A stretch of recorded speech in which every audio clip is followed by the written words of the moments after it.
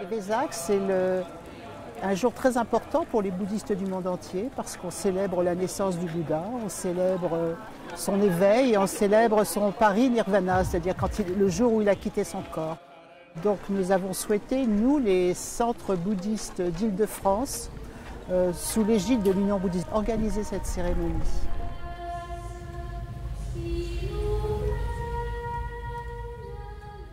C'est la grande fête qui rassemble tous les bouddhistes. Et en France, on est énormément de communautés bouddhistes représentées, donc c'est une grande joie en fait de pouvoir enfin se rencontrer. C'est un grand honneur de participer avec vous, l'UBF, en tant que membre adhérent à la cérémonie de la fête de Vesak.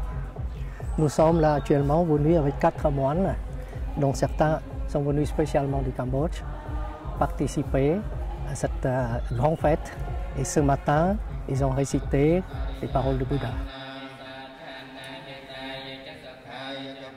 Honorable monks, Donc pour tous les vénérables, Dharma friends, pour tous les amis du Dharma, Buddhist people, pour tous les bouddhistes, I would like to share with all of you about the importance of our ceremony today.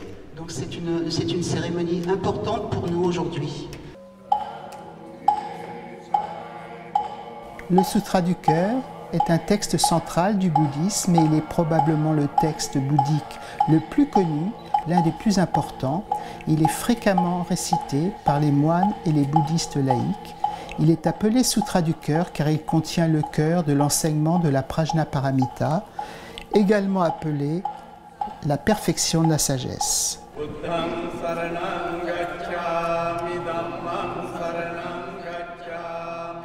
Après 6 mois d'austérité, le Bouddha a atteint l'éveil à Bodh Gaya en Inde, puis à Sarnath. Il tourna la roue du Dharma pour la première fois et enseigna les 4 nobles vérités.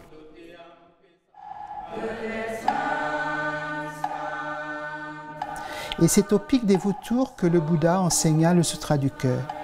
C'est un texte central, il contient le cœur de la perfection de la sagesse, et ce sutra démontre que l'ensemble de la manifestation des phénomènes se déploie selon le mode de l'interdépendance.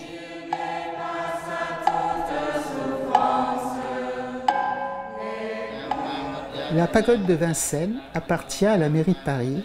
Elle est située dans le bois de Vincennes et elle a été construite lors de l'exposition coloniale de 1931. Elle est constituée de 2 vestiges qui sont le pavillon du Cameroun et le pavillon du Togo. Elle est actuellement le siège social de l'Union bouddhiste de France. Et toutes les communautés bouddhistes, orientales, occidentales, y viennent, s'y retrouvent pour organiser des cérémonies, des enseignements et des rencontres.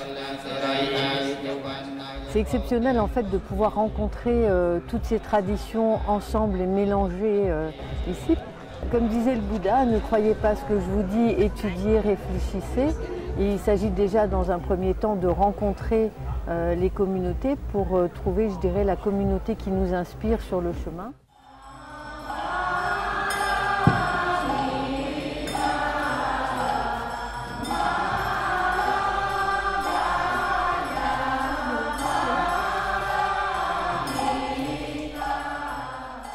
La Sangha est invitée à retourner à sa respiration.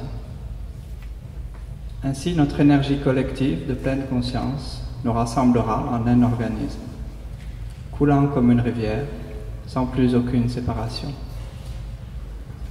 Laissons la Sangha tout entière respirer comme un seul corps, chanter comme un seul corps, écouter comme un seul corps, et transcender les frontières d'un soi illusoire, nous libérant ainsi du complexe de supériorité, d'infériorité et d'égalité.